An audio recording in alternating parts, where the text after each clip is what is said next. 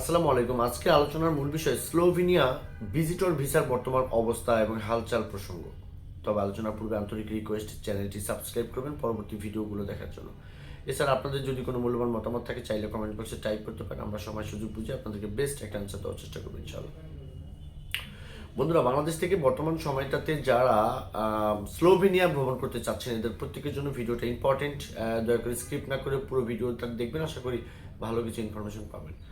বন্ধুরা, আপনারা জানেন যে ভৌগোলিক অবস্থান থেকে স্লোভেনিয়া কিন্তু খুব ইম্পর্টেন্ট একটা জায়গায় অবস্থিত। আপনার আশেপাশে সবগুলো সেনজিন কান্ট্রি উইথ স্লোভেনিয়া নিজেও কিন্তু একটা সেনজিনের অন্তর্ভুক্ত অন্যতম দেশ। সঙ্গত কারণে যেটা হয় কি যে আপনি অনেকের ইন্টেনশন থাকে ফ্রান্স, জার্মানি, ইতালি এই সমস্ত দেশগুলো ঘুরবেন, বাট ফার্স্ট এন্ট্রি দিয়েছিলেন, ভিসা পাননি, তারা কিন্তু স্লোভেনিয়াকে অনেকে বেছে নিচ্ছেন। কারণ স্লোভেনিয়াতে ফাইল সাবমিট করলে বর্তমান সময়টাতে ভালো ফাইল হলে আপনি ধরে রাখতে পারেন যে এই ভিসাটা আপনার হতে যাচ্ছে। বিকজ তারা কিন্তু বাংলাদেশিদেরকে জাজমেন্টের ক্ষেত্রে খানিকটা ইজিলিভাবে বা ভিসা নীতিটাকে সহজ করেছে, এই কারণে কিন্তু অনেকে ভিসা পাচ্ছে।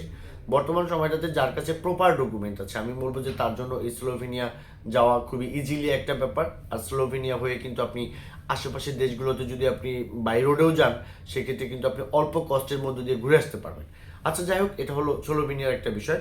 এই স্লোভেনিয়াতে ভিসা পেতে গেলে আপনাকে কিন্তু আপনার properly bank statement, bank solvency, আপনার previous travel history, TIN tax, এই যে যে জিনিসগুলো আছে এগুলো খুবই পরিপূর্ণভাবে যখনই আপনার ফাইলে থাকবে তখন কিন্তু খুব সহজেই স্লোভেনিয়া আপনাকে ভিসা দিয়ে দেবে।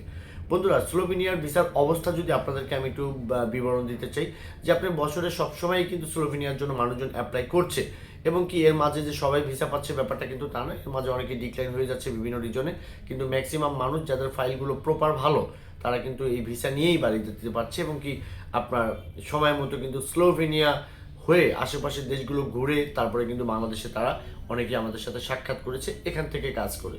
তো আমি বলবো যে ফার্স্ট এন্ট্রি সেনজিনে যদি আপনি দিতে চান স্লোভেনিয়াকে আপনি বেছে নিতে পারেন। কারণ আমার জানা মতে স্লোভেনিয়ার আপনার ওখানকার ওয়েদার, ওখানকার শীতের সিজনটা ওয়েদারটা একটু অনেকটা ঠান্ডা থাকে, এবং কি শীতের সিজন বাদে আপনি বাকি যে সময়গুলো আছে ভ্রমণের জন্য অবশ্যই একটা ভালো টাইম। আপনি চাইলে নিঃসন্দেহে স্লোভেনিয়ার মতো দেশ ভিজিট করতে পারেন।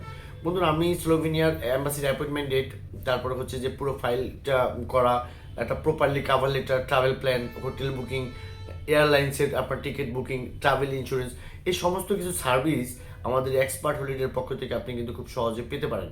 সঙ্গত কারণে স্লোভেনিয়া যদি কিছু জানতে চান, স্ক্রিনে দেওয়া নাম্বার অন দ্য কলে কথা বলবেন।